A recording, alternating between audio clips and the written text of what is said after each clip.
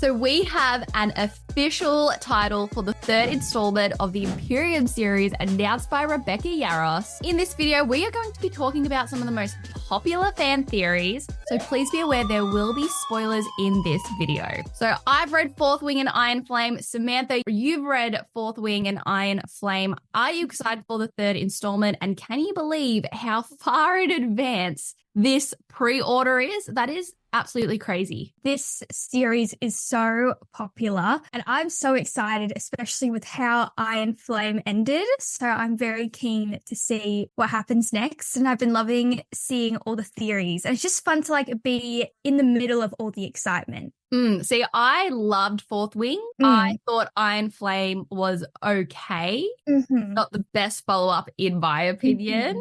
But I'm still excited for Onyx Storm is what it's called. And so there have been 2 teaser drops. One with Tarn saying she needs to prepare herself, and so do you. There's every chance this mission will kill us. And then the second one, the text says, first he was her enemy, then her lover.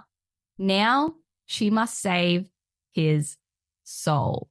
We got some pretty high stakes. And let's see what theories we have for Onyx Storm. So, all right, let's talk about this first fan theory, which really is specific to the Onyx in the title of Onyx Storm. This comes courtesy of Reddit. As we know, Violet often refers to Xaden's eyes as gold-flocked onyx, which could be the first significance of the title. However, there may be a second which refers back to when Violet and Mira cut open the wyvern in chapter 57 of Ironflame. Inside, they found a polished chunk of what appears to be onyx marked with a complex rune. Seems like the most obvious explanation for the storm component is Violet's signet, but maybe the title could clue us into the impending fight for Xaden and pulling him back from being venin versus battling the rune magic used by the venin horde. Or both. Onyx is a very interesting word she's chosen here. It's going to be a lot of drama with Xaden trying to control himself. Can you get out of being a venin? I think Violet is going to try and figure out how to cure Xaden. I definitely don't think she's going to be, well,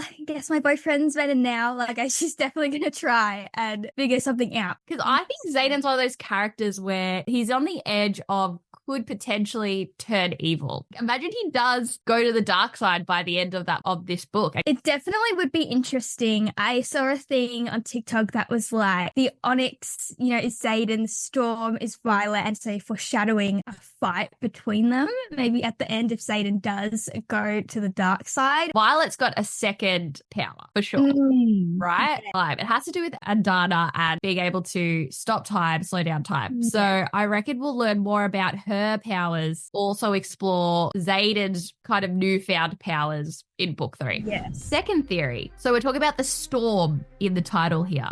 I wonder if the storm part of the title will mean we'll find out more about Lilith during her pregnancy with Violet, given that her signet was related to Storm's, and if she was indeed venin, it would explain Violet's hair. There are theories out there that this fever wasn't actually that at all, but a venin attack Lilith went through, and maybe Violet got affected in the room from a venin, draining some of Lilith's power. Okay, and as you can see here, I've got Violet immune. There was a quote in the book where it says, the venin can only drain something once. They can't drain it again once it's been drained. So I think the theory is that Lilith was getting drained while she was pregnant with Violet, but instead of draining Lilith, the venin ended up draining her, Violet, in the womb. And that's why she's the way she is. She can't get drained again, which is why I think Xaden can't drain Violet, and that's how they can kind of still be together. I think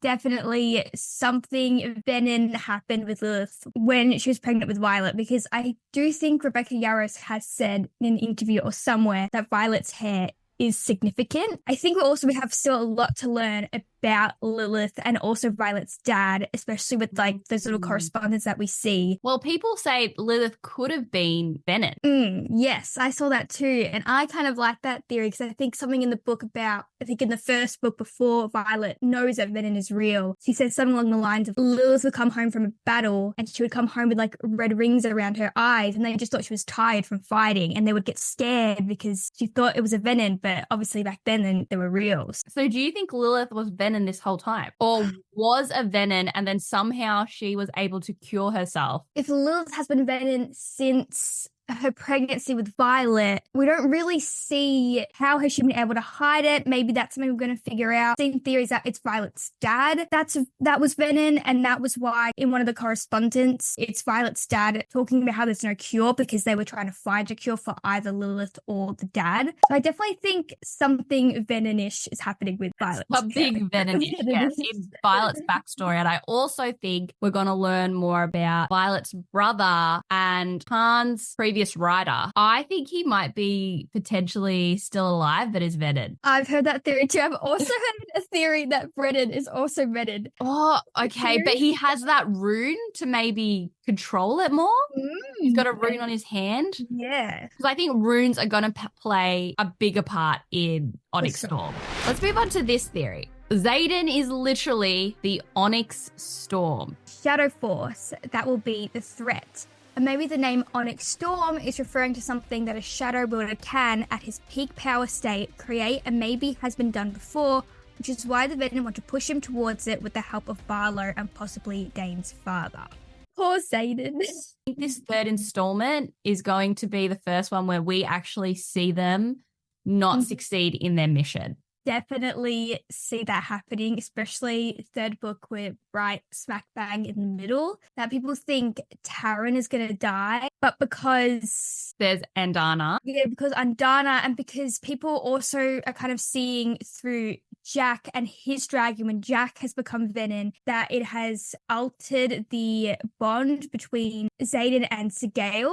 Taryn might die, which then Sigale would die, but maybe Xaden won't die because he's going to become more venin and that bond is going to get kind of destroyed. So Xaden won't die and Violet won't die because of Andana. Interesting to see someone go through the loss of a dragon. That would be a crazy twist if Tarn did die. That would be insane, but I can picture it too. I think the third book is more going to be about Xaden's downfall. I really hope we perhaps get some chapters from Xaden's POV. We've got a little taster with his last POV in the last chapter. That's what I'm thinking. Why would she put that there? I would like to see Xaden's POV for sure. I think his inner monologue would be really interesting, seeing the predicament he is in. Yes, and it would also just be interesting to see in the mind of a venin. I think there could be a potential that maybe Xaden says by the end to Violet, I've turned evil, let me go. But really, he just wants to get in the ranks of the venin and be kind of a double agent. Yeah, I could definitely see Xaden doing that. But he can't tell Violet what is really going on. What are your theories that is going to be happening in the third installment, Onyx Storm? Are you excited for this installment? Let us know your thoughts. My name is Michelle. I'm Samantha. And this is Book Clubbers, keeping you updated on the latest books, book news, adaptations, topics, and drama.